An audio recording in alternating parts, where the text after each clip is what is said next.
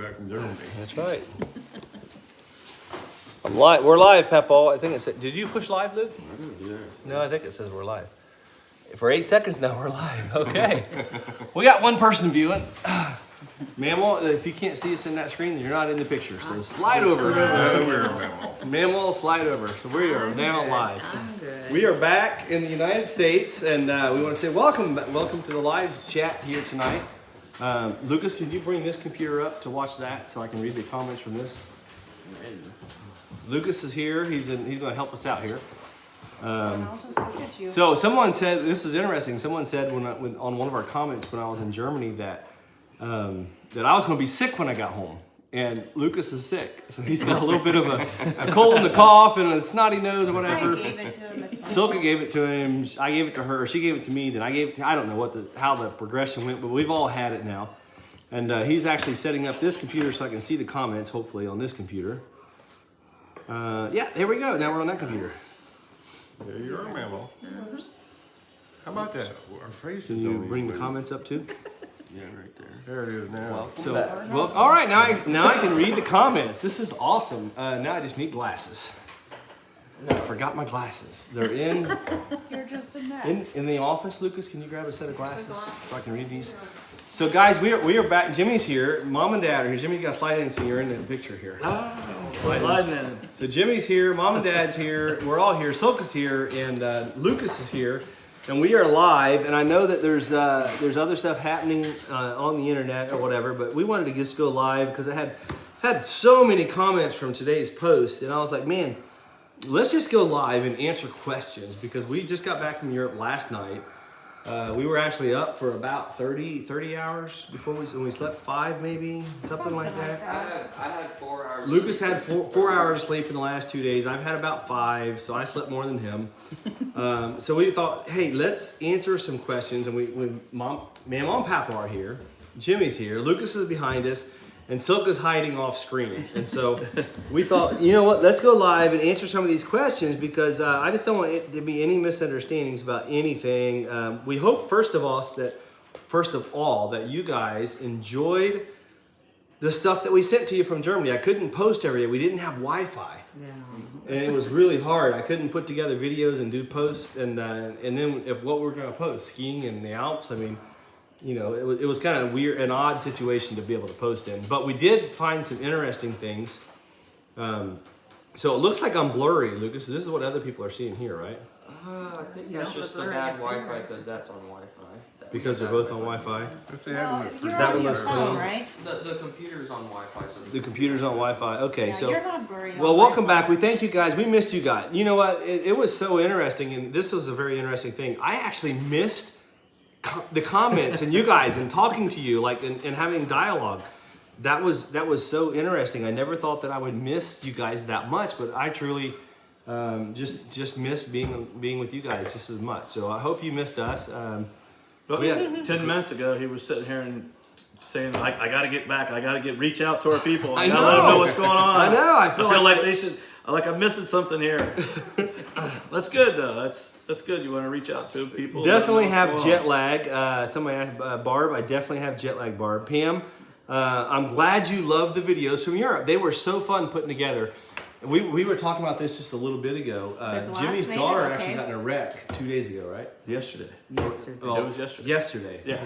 2 days for you. I'm in a blur. The last 3 days have been just like Yep. nonstop since Friday. Yeah, we had our first big snow of the year. It got big snow, but we got 1.5 inches or so, and she was driving down the road and went across the bridge and had to slide out and hit the concrete wall. Probably totaled her car. All of her airbags went off. All of our airbags went off. And that was the safety of it was that's all we were concerned about. Cars can be replaced, but the airbags and what engineering that went into that car was very, very good.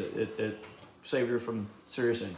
What was interesting is that Jimmy actually was saying, man, it's so interesting how those cars, when we started talking about like the compression of the cars and the crumple zone, and then we shared, Silka and I and Lucas were sharing with you about Silka's dad, Lucas's grandpa, helping engineer the crumple zone of a car. Like that was a patent that, how do you say his name, Bellini? Or Bela Barini. Bela Bela Barini. Villa Bellini. Bella Barini. if you say it right, Bela Barini And his team. and his team, they came up with the crumple zone in a car, which is what when a car crashes, that actually like the absorption, is that the right word? When the car actually crumples instead of having a big impact, when it crumples instead, it saves lives. And so we were talking about that, and Jimmy said, I'm so glad that cars do that and they have all these airbags and the crumples and this and that. And I was like, Silka's dad helped with that. Like they were on the inventing team. And we were in Germany, and Papa, you remember this up at Ford Museum? We went up there. Yeah. The same team that's in the museum in Mercedes is also in the Ford Museum. Yes. You remember seeing that up there when we went up there? Yep. Berlin. It had Berlin. How do you say his name? Bela Barini. Bela Barini. Bela Barini. Bela Barini. His actually photo and his name and the crumple zone is all actually in the Ford Museum. Well, it's only about what 10 or 12 of them on that team. There was 12. 12? 12 total with Barini. We've got a picture of the team, and Silka's dad is on it. That's the only one that I mean, Bela and Silka's dad are on that team. I don't know anybody else, but those two are on that team. And when we were at the Mercedes Museum, it was really cool to see his patents there. Yes. And then when you went to Mercedes Museum with us Yep. once over Yes. there, and then That we was also there, went yes. to the Ford Museum Yes. and seen the same information. Yeah. Yeah. Dad and I probably seen the same thing when we were younger. Didn't know who it was. Didn't know who it was. And then lo and behold, I married Silka, which Yeah. and her dad's famous now. Yeah. You know, he helped invent the crumple zone. So let me read these comments here, guys. Thanks for joining us. We just figured we'd do a live. We haven't been with you for a while. We're back in the States. Mercedes Museum was awesome. I absolutely agree, Ellen. It was incredible to see it. If you ever get to Europe, get to Germany, go to the museum. It's fabulous, and the cars over there are absolutely amazing. We actually got to see the most expensive car ever to be sold at auction. They had two of them. 25 million, I think. 100 million euro. Yeah, 120, was it 125? it was something like that. Around 125 million euro was the most expensive car ever sold, and Mercedes made two of them, and the other one was still at the museum. And we were within like 2 feet of it. Wow. You could actually put your hand on it if you wanted, but you might get in trouble. But yeah, the alarms went off a couple times on a couple cars, but we had a lot of fun. So yeah, that was really a lot of fun. I'm glad you guys enjoyed that. We wanted to just share our trip. Let me see here. What else we got here? Springfield is happy you're back. Oh, I'm glad. That's a nice comment. I'm glad. Guten Tag. Hi, Heidi. We're glad you guys enjoyed following us. Happy New Year from Winnipeg, Canada. That's awesome. Well, thank you. That is so awesome to say. We appreciate that. Love the videos from Europe. We're glad you liked it. Did you guys see Josiah wiping out on the mountain and Lucas laughing? That was the most epic wipeout I have ever seen. Lucas, tell the story. Lucas, you got to tell the story. Come on. Was that the first day we were skiing? The first or second No, day? the first day he didn't make it on the Oh, blocks. the It was second- maybe third the day. second or third day. Second or third day Either skiing. way, it was Josiah's first time on a black mountain, or on a black On a black slope, slope. and he fell once, and I said, "You're gonna fall a lot during this." So I went down a little bit, and I said, I "I'm gonna decided film to you." film him, and he fell. I think 2 other times Intuition. I fell on film. But how far did he actually slide? On video, you can't tell. yeah, How many yards do you On the think it video, was? I was zoomed in, so it looked like I was right next to him, but it was actually probably Yeah, it was 200 to over 200 yards for sure. Over that he went 200 yards that Probably Josiah longer than slid. that. It was I think absolutely further than- epic. down. It That's was all I far can enough to say. where Tumbling he's and smaller rolling. than an ant. What's that, I Lucas? said it's far enough to where he was smaller than an ant where he started. So what happened is Lucas actually skied down, and Lucas has skied his entire life. When he was 2 years old, he was on skis because Silka grew up on skis. So let me back the story up even further. Silka is an amazing skier. She's by far the best in our family. I don't like to tell her that, so don't let her know, even though she's over here. I like to tell her I'm the best, but she's the best. When I first went to Europe, I met her when I was 17. When I was 19 or 18, when we went skiing. 18. I was 18. I went skiing for my first time in my life. In Ohio, we have a little hill. It's called Mad River Mountain, and Papa took us there one time. We thought it was huge. We thought it was huge. So when I went to Europe, my first skiing trip, they asked me, "Have you ever skied before?" And I said, "Yeah, I've skied. Well, Mad River Mountain in Ohio, I've skied before." So we get over there, and literally between the lifts. So you have to go up a lift, and you get off the lift, and you ski a tiny little bit, and you go up another big lift. Between the two lifts, I wrecked maybe 15 times my very first trip. So that's how inexperienced of a skier I was. And I wrecked constantly. So when they asked me, "Are you an experienced skier?" I said, "Yeah, I've skied. I've mastered Mad River." It's like a little hill. You basically lied to us. I wasn't lying. It was what we knew. In Ohio, We thought that was huge. that was it. Yeah, Like- hey, we could go down that mountain. It takes a total of probably about, if you're really 10 going, seconds or less. 15, 20 seconds. Yeah, if you're inexperienced like us and you're plowing, we it's were 15, 20 seconds. Yes. Maybe, yeah. So 15, 20 seconds downhill. And so what happened in the Alps, just have you ever skied before? And I said, yeah, I've skied. I'm in Ohio. I skied our biggest mountain, Mad River. So we go to the Alps, and so they put me in there. I wrecked literally, I don't know, 10, 20 times between the two lifts. So when you see Josiah wreck and slide down that 200 yards, I've been there, I've done that, I understand it. Silka, however, Lucas, same thing. They both grew up skiing. Silka has skied her entire life. Silka, how young was you when you started skiing? Oh, when I could walk. When she could walk. So she skied ever since she could walk, and so they've always skied. And so when I met her, they took me skiing when I was 18. It was before we were married. We weren't even engaged at that time, but we started dating that trip. Was that the trip we started dating? Mm-hmm. Yeah, that's what I thought. We started dating that trip, and it just happened that where we showed you guys the pictures of the Alps, her mom and dad have an apartment there that they've given Silka and us. But anyways, right beside it, there was another apartment that the people I stayed with were renting, and they were neighbors. And so Silk and I, we were just like talking and taking walks the whole time and hanging out and kind of hiding from their parents and the old people and just being, teenagers.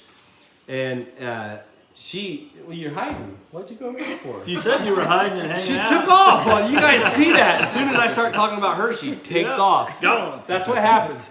So anyway, Silk and I were over there. We were dating and hiding and whatever, and walking out at midnight and looking at the stars, but the mountains. We were skiing. We had a lot of fun, but she is amazing. I mean, she skis literally. If you could take a bunny rabbit and throw it on a mountain and send it downhill as fast as it could go, that's how she skis. She just hops. Any level of skiing she can do, master level, incredible. She grew up on skis her entire life. Well, when she came over here, Jacob, the first time we skied, we went to Mad River Mountain. Which is in Ohio. Yeah.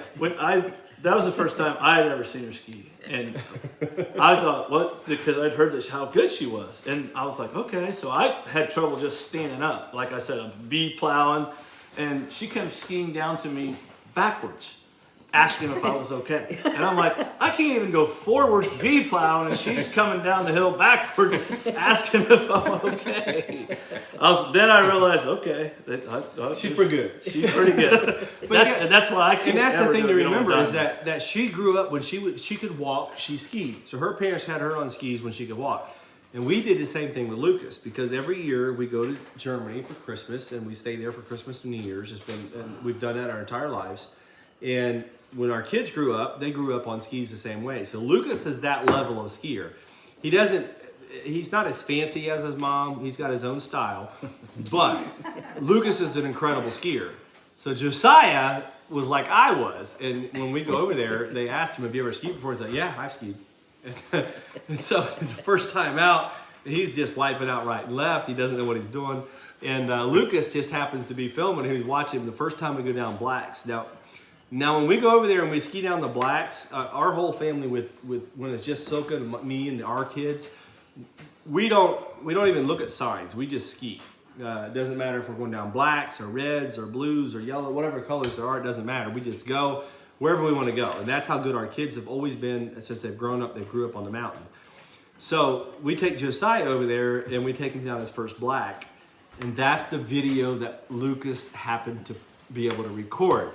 And then I seen the video and I'm like, Lucas, send that to me. I've got to post that to you guys. And Lucas was sitting there laughing. If you guys remember, Lucas started laughing. He was laughing so hard, he said his belly hurt. Josiah slid around 200 yards. And I get it because I've been there and I've done that. I've actually wrecked, and I gave Silka a black eye my first skiing trip, right? Yeah, you did. You want to come over here and tell our viewers about what happened on that? Huh? Sure, I really remember what happened. You don't remember what happened? Your ski hit my face. My ski hit your face. So what happened, I remember what happened is I had no idea what I was doing, and Silka could ski backwards, like Jimmy said. So she skied backwards out in front of me and stopped, and I couldn't stop, and I tried to stop, and I tumbled, and my ski goes up and hits her right in the face. It gives her a big black eye. She can't see out of her eye. It looked like she wrecked, and actually it was me that wrecked. So that's kind of what happened. Let me get back to these comments here. Guys, again, we appreciate you guys. Happy New Year. I know I've said that a few times on our videos, but I mean this. Happy New Year. I want you guys to enjoy your life. Enjoy what's happening. Enjoy where you're at, who you're with, your family, your loved ones. You know, this YouTube channel, I say my YouTube, our YouTube channel, it's meant for nothing but inspiring people and wishing you the best and blessing you. If it's not doing that, then unsubscribe. I hope we are blessing you. We just want to pass on the love to you guys that we felt and the blessings that we have. And anyways, I'm gonna go on here. Let me read these comments. Did the glass you bought make it back? Okay, Lucas, did the glass make it back? Yes, and they're on the whatnot. They are not only made back, but we listed them on Whatnot today. They're selling tomorrow night. A duck, a cat, and a little bowl. A duck, a cat, and a bowl we bought in Austria. We went shopping. We tried to buy some antiques, but there wasn't any antique shops in the town.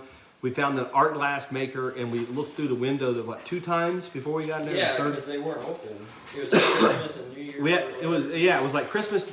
I don't know. It wasn't Christmas. It was a day after Christmas or 2 days after Christmas and New Year's Eve or New Year's Day. I don't know when. Sunday one. Don't remember when it was, but we went there twice and they were closed. So the third time we called them open and we bought some glass from them. Local glass. And the guy that was really cool is a lady that owned the shop. Her son made the glass. I know. Handmade in South Florida. Handmade right there in South Florida. Maria Alm no, he was from South Florida. Oh, he's from South Yeah. He's from South Florida. So that sells tomorrow night. So I know this, that, you know, we paid, I don't know, $80 or something when you figure out the euro-dollar exchange, around $80 for the group. But the ticket cost and the trip cost is never going to pay for how much we got into the class. So The shipping fee. the shipping fee that Lucas cost was a little high on this. Yeah, It wasn't standard shipping. But they're really cool because the cat we found was epic. I hope that Kate gets to see the cat before it sells. It might be for her. It's a pretty cool cat. Anyways, yes, it did make it back. We made it back. We got it unpacked today, and it's online. Did you finally win anything you were bidding on? Kayla is not the one having the baby. No, it is not Kaylin. It is Noah's wife. So, okay, so Silka, you answered that question. I did answer that. I didn't know you're on here answering questions already. What the heck? She's ahead of the game. She's ahead of the game. Who asked the question? Let me answer it on here. What is the question? Donna asked the question. Donna asked the question, and what was the question? Is Kaylin going to have a baby in February? She's so small. No, so Kaylin is. She's not pregnant. Kaylin's not pregnant. Unless she does something we don't. If you know, I would love for Kaylin to be pregnant. First off, she is married and she's in med. You know, she's going to be in nursing school. She's in nursing school, and when she is ready to be pregnant, we are excited for her to have a baby. But currently, Noah and Hala are having a baby, and they are due in February. So we're very, very excited about that. But Kaylin is not pregnant. But you know what? Noah is Lucas's never older know. brother. Yeah, if you didn't know, Noah is Lucas's older brother, and he's in his how many years of med school? Where are we at He's in this in whole his process? 3rd year of med school. 3rd year of med school, which means 7th year of college. So kind of confusing there. His 7th year of college. He's got 1 more year. And then he graduates from med school, and he'll be a Resident. Doctor. He'll be a doctor. He'll be a doctor, but he has to go to residency He'll for be 4 more years. I don't think 2 Kaylin ever years. got to clear up the air about not being my girlfriend. Oh, and Lucas is very concerned about this. No. Kaylin is his sister, Yeah. not his girlfriend. Someone asked when we were in Europe, "Is that your girlfriend, Lucas?" And he is absolute that is his sister, not his girlfriend. And she is married to Ethan, and Ethan was with us. So that's what's happening there. Okay. Jackie, I'm glad you guys enjoyed our trip. And we do all love Sissy. Sissy's my daughter, Kaylin. I always call her Sissy. We've called her that our whole life. And that started with Luke. Was it Lucas or Noah that called Noah? Noah called her Sissy first, wasn't it? Yeah, I think so. Yeah, so Sissy, Kaylin's older brother Noah actually That wasn't started around at calling the her time. Sissy, and so it just kind of picked up. And we all started calling her Sissy. So that's how, and it still sticks. I still call her Sissy. I don't. It's hard to call her Kaylin for me. But Dad gave us all names when we were young too. Oh, we don't want to talk about that. we're not talking about our names. Wait a second. Well, I'm just saying, if anyone knows Hey, what Mom, Jacob's Mama, name you're not would in. Hey, come on over here, Mom. You're not in this picture. Get in here and stop this conversation. No, if anyone knows what our nicknames are, we don't have nicknames, Jimmy. I'm at Jacob. some point in They don't time, need to know my Jacob had one. No. If any of you ever can figure it out, see, that's a This challenge for you. conversation is over. I do not have a nickname. My nickname is Jake or Jacob. It's okay. Trust me. It's good enough. Oh, Lord help us now. One of the things they brought back was my tea. Papa asked us to bring yeah. him tea back. Yep. German tea. Hagenbrut. How do you say it? Hagebutte. Hagebute. I had some here at Jacob's and I loved it, and I said, "Can you bring me a box of that back?" And she did. But I was reading on here, and no, I'm not reading because they can't read it. It's all in German. I guess it's just a tea bag. You put it in hot water like you do here, I guess. Same thing. That's all it is, Papa. Okay. Isn't it good though? Oh, it's great. What kind of Great tea is that, Silka? Hagebutte. It's Hagebute. But Pictures on there. okay, so here's the picture. What are those in English? I don't know what that is in English. This is what he's talking about. We brought back a box of tea for Papaw. This is our favorite tea that as a family that we like to drink, and every time we go to Europe we bring these back because we can't find them here local. Maybe you could at Jungle Gyms or something, but the local stores don't have this. And so we always try and bring them back. Very, very great good tea. Good tea. Rose tip It tea, is somebody rose said. hip. Rose hip. Rose hip. Well, on the New Year thing, Jacob called us and he was telling us Happy New Year's, and we're like, hold on, it's 5 hours to New Year's here. We were early. You guys were a little early. Hey, we were They got ahead- to the New ahead Year of you. earlier than we did. So he's already been in this year a little longer than the rest of us. Please 6 post a years ahead Wipeout of Ski you. video again. If you didn't see the Wipeout Ski video, just go to our @Berner Brothers on YouTube and look at our live videos. It's Not the live. I'm shorts. sorry, It's the under shorts. shorts. It's under their short. It's a short video. It's only like 40, maybe it's a minute, 45 seconds. Lucas cannot quit laughing. He laughs so hard that his belly hurts, and his cousin slides You can't hear it on 200 there, but yards. I laughed the whole time because I was Silka following laughed, Josiah, Lucas bringing laughed, his Josiah feet back to him. tumbled 200 yards. He actually started rolling really fast, and then he did like a Superman dive He did. downhill going, I don't know, 30 mile an hour downhill, and snow flying everywhere. I did at one point on the video, though, hear somebody, I think it was Soke, say, if he's okay, this is really funny. If he's okay, this is funny, but if he's not okay, we're in trouble. Lucas and I Lucas were didn't both care if he was okay. He was just No, he laughing. didn't care. You could hear Josiah scream. Josiah was screaming as he's going by. He was, ah!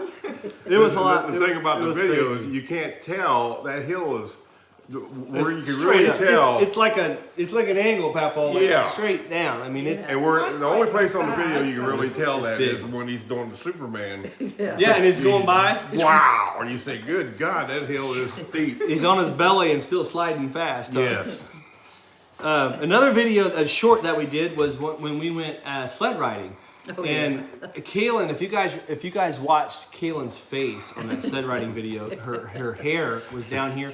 It was ice. Yeah. And what happened was it was I don't know 7 o'clock at night. It gets dark early, so we climbed up. What, an hour? We climbed uphill for about an No, hour. you walked too fast. It didn't take us that long. About killed me on the I walk walked up. too fast. Silka about died on the way up, but she did make it. She did not die. We were walking uphill, and we got maybe halfway up the first lift. Is that about right? Yeah. About halfway up the first lift, and then we went out to the ski slopes, and we had little pieces of plastic with a handle on them as well. I mean, they're sleds, but they're like Austrian sleds. Where They're it like looks like a dustpan that you sweep up your floor with a handle on it is what it looks like. And so you sit on it, and you just put your feet up in the air, and you go downhill. So that's what we did for a while. We went downhill, and Kaylin her whole face, just her eyes, her hair. When you go down Someone there, actually thought Kaylin was you. Yeah, They said, your wife looks so was beautiful. not And I'm like, happy. Kaylin got mad. She was, Caitlin was not happy. they think I'm that old. I was like, well, it's because it looks like you got gray hair and No, there's they don't ice think you're everywhere. old. They think you're pretty. They think you're pretty. Yes. Yes, they were actually commenting That on was a how pretty compliment. your wife looked. And I'm Yes. like, Kaylin got mad, Silka was happy. I don't know what happened. Her face was covered in ice though. Her face was really covered. Ethan's Yes, Jimmy, this is my brother. If for those of you that don't know Jimmy, he's in a lot of our videos. Jimmy is a retired deputy sheriff. How many years did you work? 28 years. 28 years at the sheriff's department. In the last 20 or so, you've been a bailiff, right? Yeah, I worked at the courthouse for about 21 or 22 of the 28 Yeah, years. 20 some years at the courthouse. So yeah, it was a very satisfying job. Yeah. It was good. It was fun. But I'm glad to be moving on. And for all those that serve, I appreciate them. I know what they're going through. There we go. That's cool. Just the facts. I love it. Jackie, Jacob, the storyteller, rest of the family, just the fact. That's so true. That is so true. Anyways, guys, if you got any questions about our trip, if you got something you would like to know, that because I was posting some shorts, I did a couple lives, and then today was actually the post from we were at that castle. I was bidding on some antiques and a little backstory Bruce and Rivellin's on that auction. I still have a catalog right here in front of me. Brought back from Europe with me. This was Bruce and Vivian Knight's collection, and they were lifelong friends. They actually were owners of the Heart of Ohio Antique Center before we bought it. And Bruce and Vivian and I and Silka have traveled the world together like a couple times over, and we were bidding on their stuff from a castle in Germany. It just happened that didn't realize the two dates were going to collide. First off, we were expecting Bruce and Vivian's auction to be in November of last year, and it got pushed back to January. We already had our trip booked for Europe, where I would never have missed this auction. I would have been there in person. It would be like, this auction to me was kind of like if you would say, who's going to be the national champions this year at the college level? Or if you would even grow that again, if you would say, if you could watch a Super Bowl of auctions, this would be it. For me, it was that interesting. And so I'm at a castle, and we're showing not Lucas, but Josiah and Ethan. They've never been to Europe before. We're showing them around the castle. And we have been at that castle a few times because it's about 45 minutes from Silka's house. You guys have actually been at that castle. Yeah. Matter of fact, we actually had a piece of silver we sold 20 years ago that was from that castle. I don't know how we got it. It was consigned in. We sold 2 pieces of silver. Both of them were marked from the Hohenzollern family. Long story short, we sold them at the auction. It's been 20 years ago. It doesn't matter. It's irrelevant at this point. But that same castle, we were back showing both Ethan, which is Kaylin's husband, and Josiah, the castle. And it was a night trip, and so the lights were on. It was dark outside, and at the exact same time, Bruce and Vivian's auction was happening. And I had left some pre-bids, but I was wanting to bid on some stuff that we were talking about buying for ourselves. And it seems like, hey, you guys, you're bidding all this crazy money on this stuff. Well, you gotta realize this. My entire life, Bruce and I have traveled the world together. He's been a lifelong friend. He actually, taught me a lot about folk art and country antiques. And when we collected antiques, him and Vivian and I and Silka, we were in Europe and Sweden and Denmark and Holland and France and just anywhere in Europe, England. We were all over Europe buying this stuff that's in this auction that was actually in this catalog. And when Silka and I sold our collection, we collected for maybe 10 years and then sold it. Yeah, maybe. Around 10 years from when we were about 21 till we were about 30 or so, rough, maybe it was 33, I don't know. Around 30, 31, we sold all of our collection, but a lot of the stuff that we sold, Bruce bought. And then that same stuff was in this auction again. A lot of the things we'd owned before. So a lot of the stuff that's sold in this auction was stuff that we actually had in our private collection that we had owned before, that we had bought with Bruce and Vivian, or a few things. I'll say there's probably 20, 30 things in this auction that we had owned. And so we were bidding from that castle on this collection, and Bruce had passed away, how many years ago? 3 years ago? I think 2 years ago. 2 years ago. And you got, just to share with you guys the backstory on this, again, Bruce and I have literally traveled the world, around the world twice. Literally once from Ohio to Europe to China to Ohio, and then we went from Ohio to California to China to Europe to Ohio. So we've traveled both ways more than once. And his collection was selling the exact moment that we were showing the kids this castle. And so I was bidding on stuff from that point, of being in this castle. We were bidding on some of this They're stuff. all making fun of you for having your phone the whole time rather Yeah, than so looking at the castle. Ethan and Josiah and Lucas and Kaylin, they're all like, "What's Dad doing?" But the backstory, like my whole life, I've collected antiques with this gentleman, and his collection was selling at auction, and we actually looked at this collection before it was sold at auction, and we encouraged Vivian to sell it this way. We thought it would be a good fit for them, and we were able to still bid on it. So while we're at this castle, the video we posted today, I'm literally in this castle, and we're trying to buy some things for ourselves and maybe some to resell, but there was a few things we're trying to buy for ourselves that we wanted to keep for our own collection again.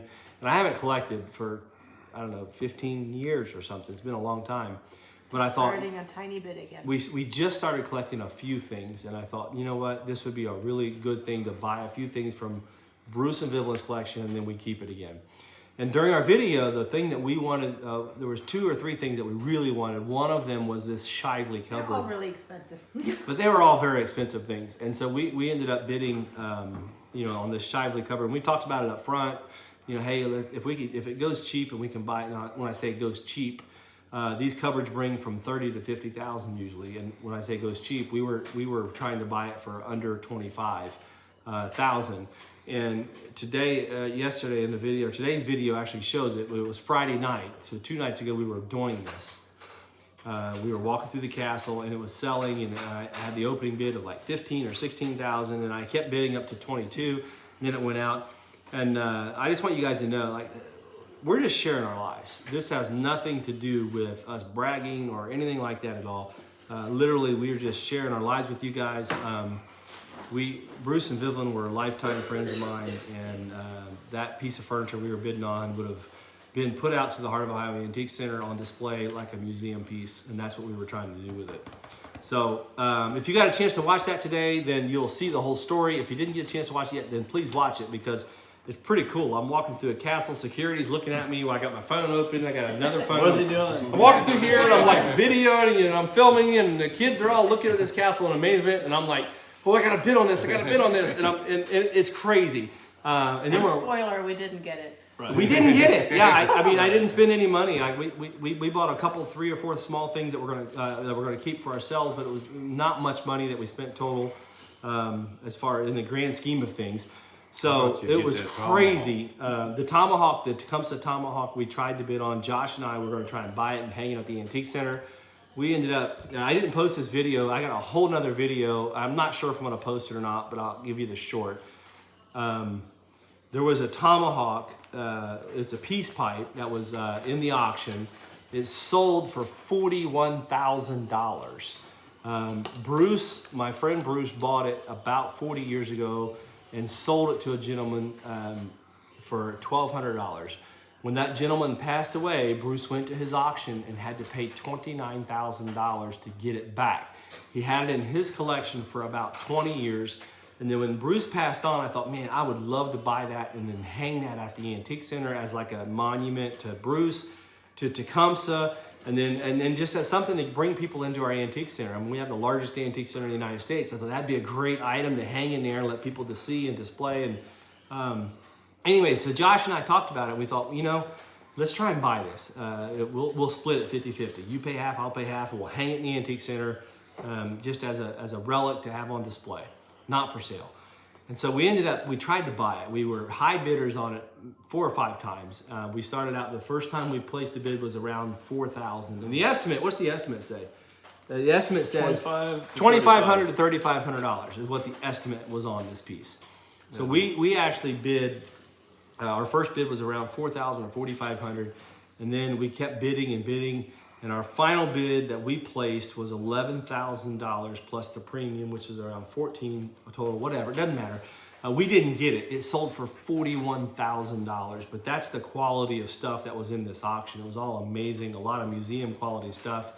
And again, it was from one of my best friends, and a lot of the stuff in the auction was stuff that we had previously owned. So Yeah, it was more than an auction. It was for more you than an guys. auction for us. I mean, when you're over there and you're looking at this, and it's it was your friend's lifelong collection of things that you accumulated over your lives together, and I mean, with obviously things that he accumulated. Well, you know what? When I was over there filming, Jimmy, I think I may have even said this. I don't know if it was in the film I posted it or not. I don't even know if I did post it at this point, but I was sitting there and I started laughing. I thought, you know what? Bruce is smiling down from heaven right now, thinking, "Look at these guys. They're in the middle of Germany. Jacob's in the middle of Germany, bidding from a castle on the junk that I had that I left." That you went over there probably and bought the first place and brought it back. Well, over a here. lot of it was. A lot of it, like him and I, and we would travel. We would go over there every other month. We did it for 10 years. For a we long would go to time. Europe and buy antiques and bring them back to Springfield and sell them. And a lot of the stuff that Silk and I collected in our early years was influenced by Bruce. The same kinds of things they collected. He taught me to look for the folksy stuff, the folk art, the unique items, and that's the kind of stuff we collected. Matter of fact, there was a piece in here, Jimmy, that I wanted to buy because I owned it, and I thought, I'm going to buy this thing regardless of price. And I bought it originally for a couple $100, and I kept it, and then I sold it to Bruce when we sold our collection. He bought it, and it was in his basement of his house. We had it actually hanging on that cupboard over there, Papa, for a few years. It was a sewing clamp that we had bought that had 2 swans on it. This is so interesting because I thought this clamp I could get bought back for maybe $300 or $400, and I don't even see it anymore. Oh, there it is, right there. This clamp right here. I'm going to show our viewers this. This sewing clamp right here in this picture. So this piece right here. This is a sewing clamp. If you can see that. So that piece we actually sold out of our collection, and Bruce had bought it when we sold our collection out. Let me see. This one right here, if you remember that or not. The top flips open and it has like a watercolor in the back. Yeah. It's a really cool piece. So in the auction on this auction was the first day. The first day it was Friday night. So the first day we were at the castle. And this is when I'm bidding on this, or I'm on the way home. Were we driving home at that point, Silk? I don't remember. What? When that sewing clamp sold, was we still at the castle? That was in the I think car. we were on the way home. So after we left the castle and we drove back to Silka's parents' home, that's when that item sold. So I remember this. I'm driving down the road. It's dark. The roads are dark in Germany. That piece is selling, and it started out at like $300, and we were the high bidder. And I'm like, cool, because I left a $500 bid on it. I think I'm gonna buy this thing back. I'm gonna put it back in our house just for the memory of it all. And so we're driving, and she said it's up to 400, 450, 500. Well, we're outbid at 550. I'm like, yeah, let's go again. 650. I'm like, yeah, let's go again. And somebody else bid 7. And we're like 750. I'm like, oh, jeez. Yeah, all right, let's go one more time. I really want this thing back.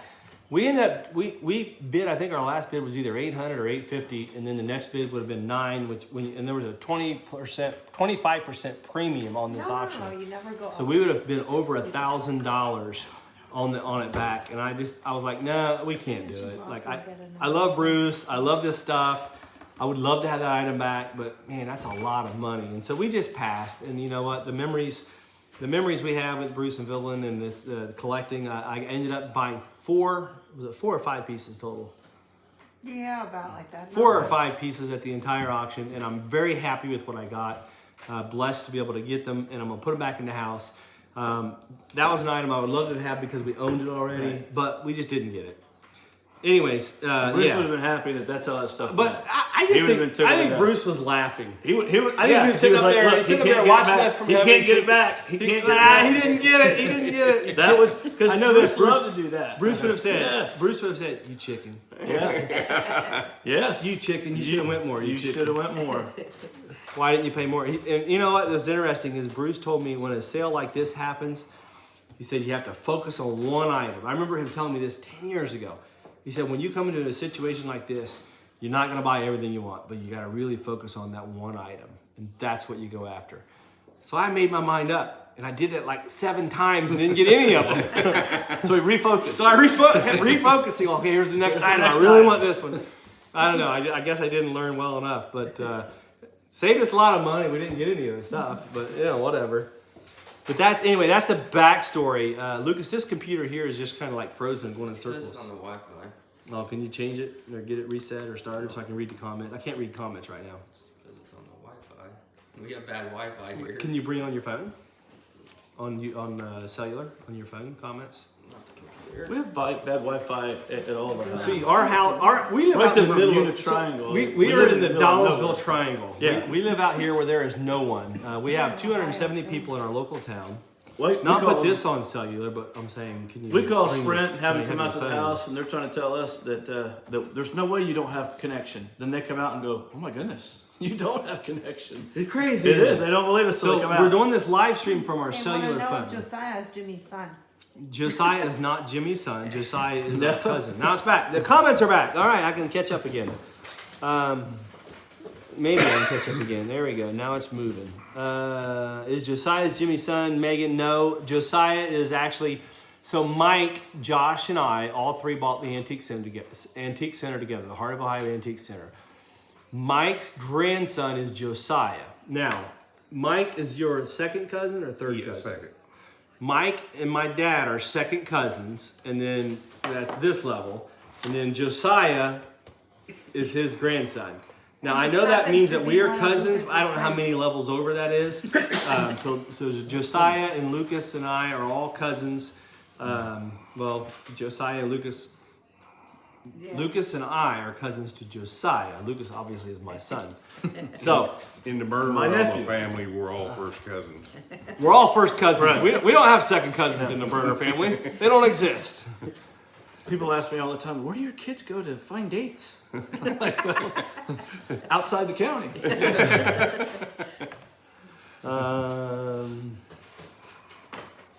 Thank you for sharing the auction process, Leanne. Yeah, that's cool. I'm glad you enjoyed that. Guys, if there is anything, I can't read any comments here again, so they're locked up. If there's anything that you guys would like to know, like we're here to answer any comments about our trip the last 10 days. You know, something I talked to Josh, this is interesting. I talked to Josh today. We spent a couple, 3 hours together at the Heart of Ohio Antique Center, and Josh said the last 2 weeks have been insane. So many people have came through the Heart. He said it's been like an extravaganza every single day. He said you got to send Jacob on more vacations. He said, he 'cause it did. was He actually he said said that. this is busy. He And said, I said, well, that's fine with me. I'll go. he said we've I'll been take the swamped brunt. the last 2 weeks. That's what he told me the other day too. Mamaw, you slide in here, Mamaw. You're not in the screen. See, if you can't see your face right there, they can't see you. Papaw, slide over and let Mamaw in the picture. I'll get right here between you. But I'll cut this out. Oh, okay. Here, Come on in there. Mamaw's in the picture now. So Mamaw has restocked her Slide booth. it there. How many times have you restocked? About almost every day I've been going in there Yeah, trying you've been to. trying to get restocked every day. Yeah, it's been so crowded that Jacob- You said one day you couldn't even restock. There's too many people. there was so many Yeah. people that I had to hurry. I just stuffed it in there and left. And then Well, did you have it priced already? at least? yeah, it was already priced, yeah. Good. Yeah, I went down there and told her, I said, you got to get out of this booth. I said, you're losing money because people come through and you're holding them out. That's funny. It's funny. Refresh. Josh is funny. Josh said, I could tell the minute Jacob landed in New York. He said the sales dropped as soon as I got home. Sales dropped. I don't know how that works. And I met some nice people that were from YouTube too, and they talked to me, and it was very nice. Oh, really? Yes, they were very sweet. Well, that's cool. It's been really fun. If you guys are out there and you're, you're helping us and watching our stuff and liking what we put out there, come to the Antique Center and visit us. We'd love to see you. Oh yeah, I Ma'am, like to talk. and Mamaw loves to talk, and Papa always talks. So between the two of them, you can get a great conversation. And I'm there a lot. Josh there a lot. Lucas is there a lot. We're moving the auction, Berner's auction, back out to the Heart of Ohio. We actually went in there today. Josh showed me. Jimmy helped. Yeah, I'm there a lot right now too. Jimmy built a wall. Tell us about this wall you built, Jimmy. Well, we built a wall in the back of the in the expo center in the back. We're splitting it in half again. Where Jacob's going to put his auction in the back. He said he needed space back there, so he said we needed to divide it and we needed a wall up. I was like, well, we're building this great wall, so it's a 20-foot wall, about 60 feet wide, and So we It's up. So we got a wall that we're building. And what we're doing is we're taking our auction business back out to the antique center. We were there for 20 years at the Heart of Ohio Antique Center with the auction, with Berner's auction, and then we moved for 5 years, or it's going on 6 now, I guess. But anyways, there's a building in the back that we are redeveloping again, Right. and Jimmy's been out there helping build walls and get it ready for us. Josh has been working on it while we've been gone. So I went in there today and I walk in and I looked, and there's this massive wall in one of the buildings, and on the other side of that wall, we have to redevelop an auction. Is where we're going to take the auction back out. Mammals, I don't know if you're excited or not excited. You asked me, are we going to have to work more? That's the first thing she asked me. Does that mean I got to work more? Like, Mammal, no. Your job's not going to change. You need to just do what you want to do. Well, there is a lot going on out there. I know. I feel like I've moved the same booth 5 times. We've been playing like Musical booth. What do you call that? Where you take this thing and put it here, and then this thing and put it here, then this thing and put it here. We've been doing that with booths. Oh yeah. So we had a 6,000 square foot building full of booths that we've been relocating throughout the antique center. And how we are relocating them is we are actually the inventory in the booths that we own. Josh and Mike and I own as an antique center, which Bruce and Vivian had their inventory. We bought all of their inventory when we bought the antique center. We're actually moving those booths back to one central location in building 6, and we're pushing all of those dealers out into the mall. And so we have to, in order to make this happen, we have to take one booth and empty it, and then take a booth from building 6 and put that booth there. And then we have to empty another booth where that booth came from, and then put the next booth over there. And we've been doing this process for 8 weeks. A while. Yeah. 7, 8, Yeah. 6, 7, 8 weeks. It's been a long time. And we've got, I think, one more booth. Yeah, we were actually Friday. It They has were to moving change. cabinets from the last booth that was there, and there was still one left to go. That had some stuff to move out. Yeah, I think Josh told me today that we're down to one more booth that they got to move next week, and then we will have all of Building 6 reclaimed. All right, what's the comment, Manuel? They asked a Are the question sold bins from items people made offers on, or stuff that's waiting to be packaged while folks are checking out? That's a great question. Thanks for asking that. So when I film the sold bins, this is what the process is. At the Heart of Ohio, there's 122,000 square feet of antiques for sale. Every day there's hundreds or thousands of people that come through. When they buy an item, let's say mom comes in and she wants to buy this item, our staff will hand her a number. That number correlates with the sold booth.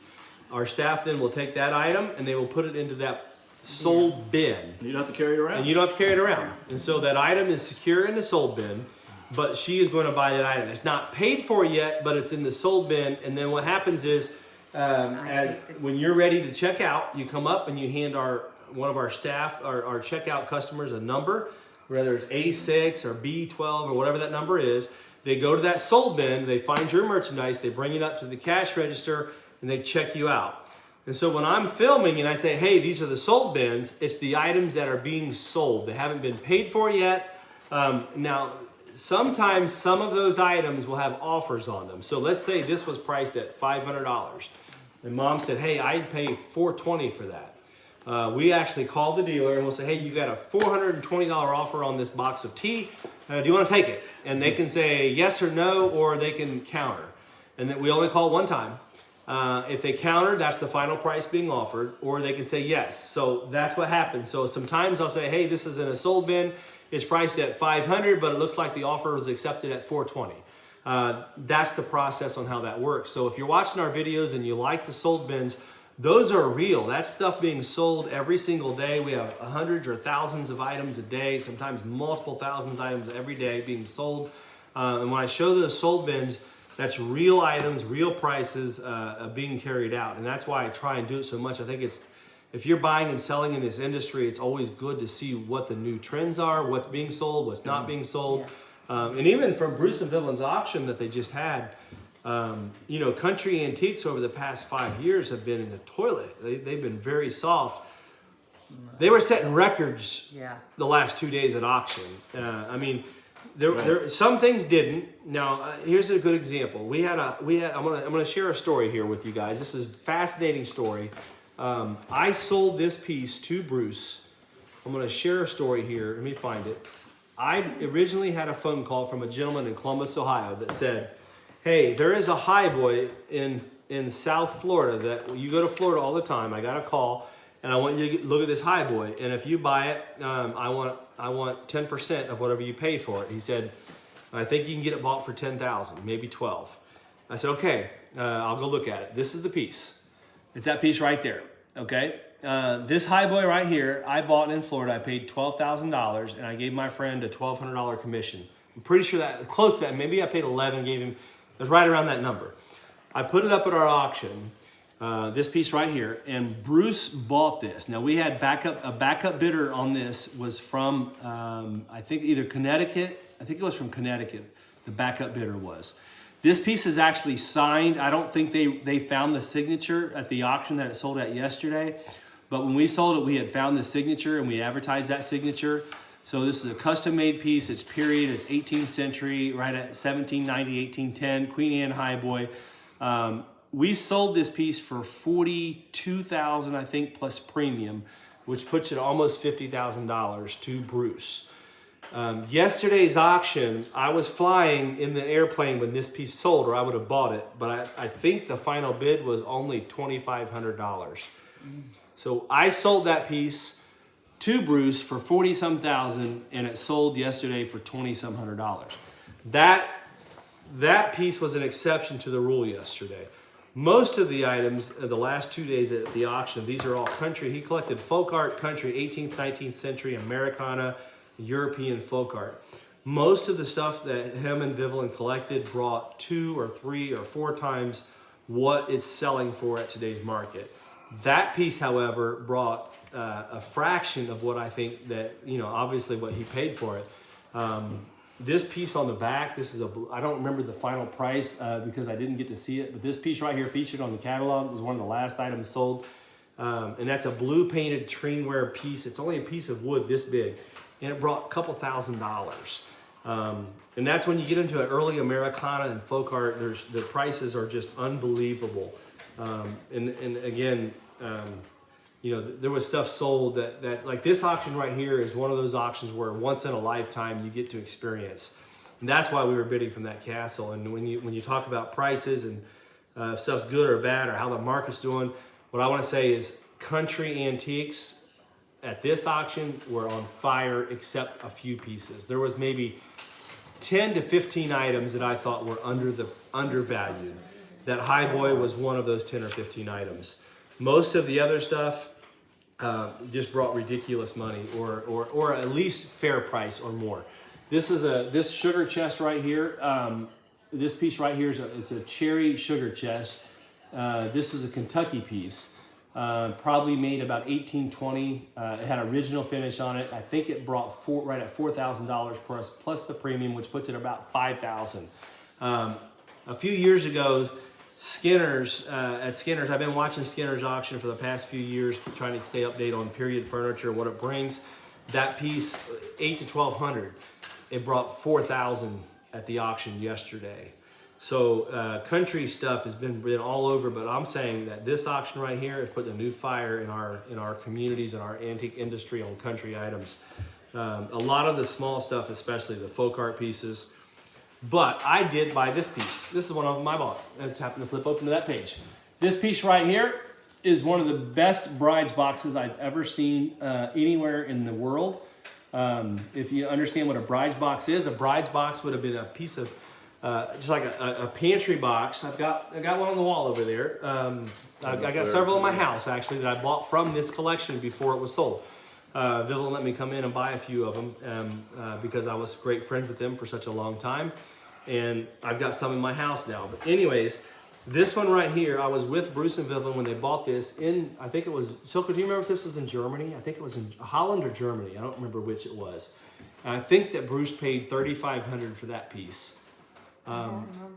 Anyways, I bought it at his auction and I only had to give like $750, $800 for it, which that sounds like a lot of money, but it's not in comparison to what that could be. He paid $3,500 for it. It's this piece right here, and I bought it for about $800. And I'm going to keep that piece. It's the best bride's box I've seen anywhere in the world. It's the kind of thing that I love. I have a great adoration for, because It was given to a couple at a wedding when they would get married, and a lot of times it was to hold the veil of the bride in. So you got this bride's box, and you would put the hat or the veil or whatever in the box. That would be the place that you would store it. And then on the scene, a lot of times it would have like the date or the couple on it. And most of the time, a lot of these were German. It was very popular in Germany to do in the late 18th, early 19th century. Matter of fact, Jimmy, can you grab that one right there? Yeah. I got one on my wall behind me here that I have been blessed enough that Vivlin let me buy this. This one right here. This is one of them.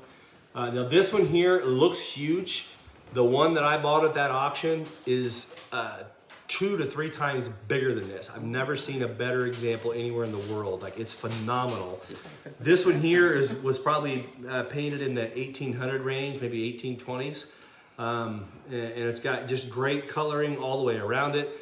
And we were blessed, like I said, I was able to go and buy, I hand-picked, Vivlin said, pick out the ones you want, and she let me buy them before this auction. Otherwise, like, I think this one here, like some of these earlier scenes at that auction, they would have brought 8 to 1,500 a piece, and she let me have a great buy on them. So I'm so thankful that Vivlin let me do that. And that's one of the pieces I got at the auction, so I'm very happy with what I ended up with. Did you remember the one you bought in Holland? Which one? You were with me? Me, you, and Jeff. It was in the window. We happened to get there. We went there to buy. We got there that night and we was telling the people yeah, we're gonna buy tomorrow. We was getting a room and they said, not tomorrow, you know, it's a holiday. Oh yeah, was that in Denmark? Yes. It was in Denmark. We went to, so I was at, Dad went with me, Mom went with me to Europe, Mom went with me to China before, Dad's went to Europe several times buying antiques. One of our trips, we actually showed up to Midsummer Night in Denmark.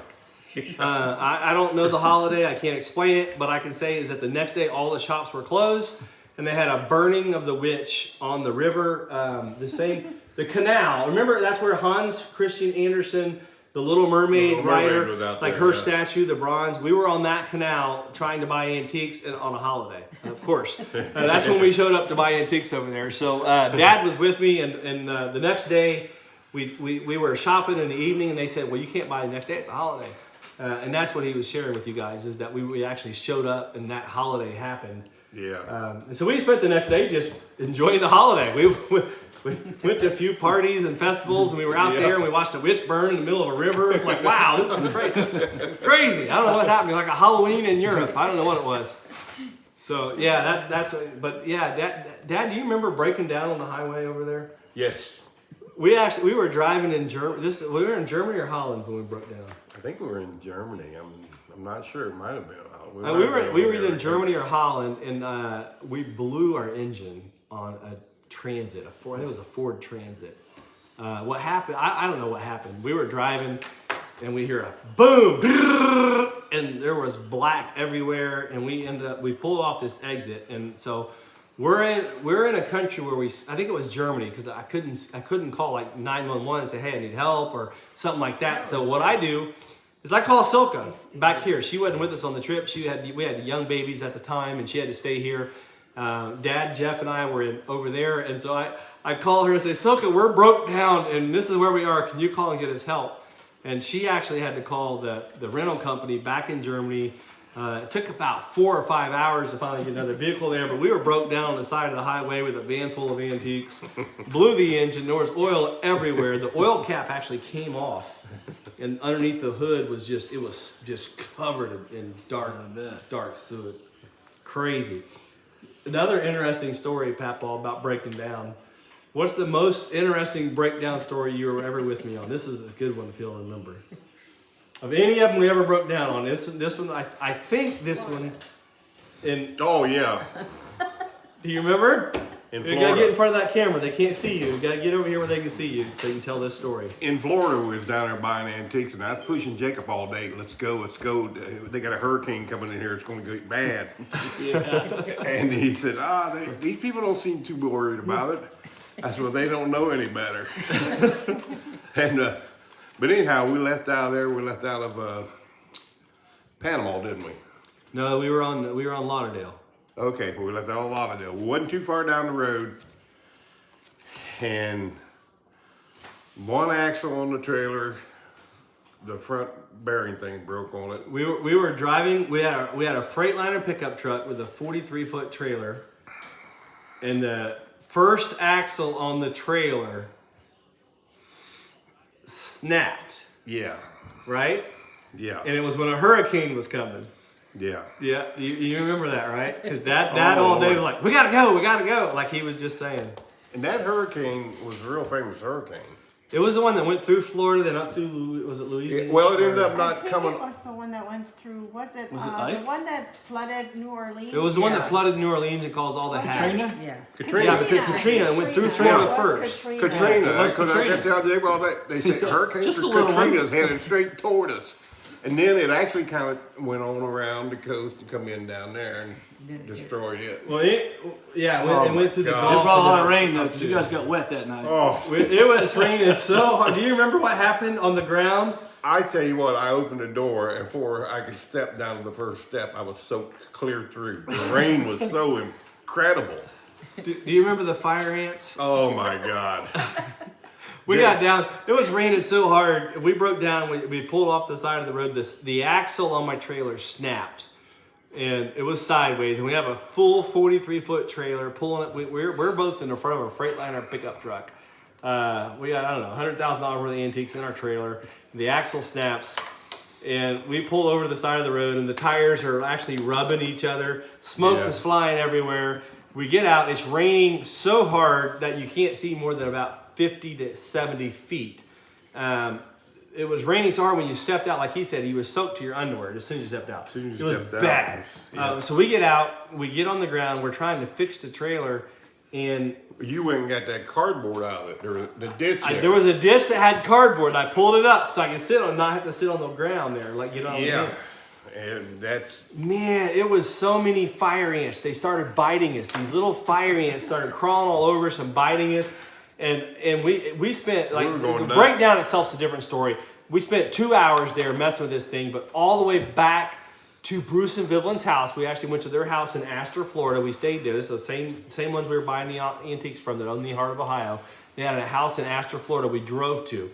But when we got to the house, we actually stripped down in the garage before we went in the house, and we had ants still crawling on us, biting us.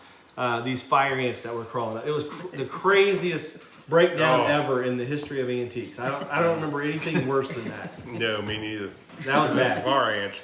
They crawl all over your body, and then one of them gives a signal out, okay, attack. So they all start biting at the same time.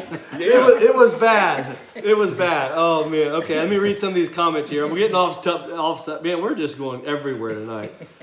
Jacob the storyteller. The rest of the family just a fact. Rose Hip Tea. Josiah is not Jimmy's son. They had memories, connections to your friends. Yes, we did. Love that you're all so close. Thanks for explaining. The soul binge we got covered. Once I recovered from knee replacement, we were visiting the spring. You know what? Big house signs. Come and see us and say hi when you do. Matter of fact, when you come, if you mention, I'll buy you a cup of coffee or lunch or whatever you want on me when you show up. We'd love to have you up.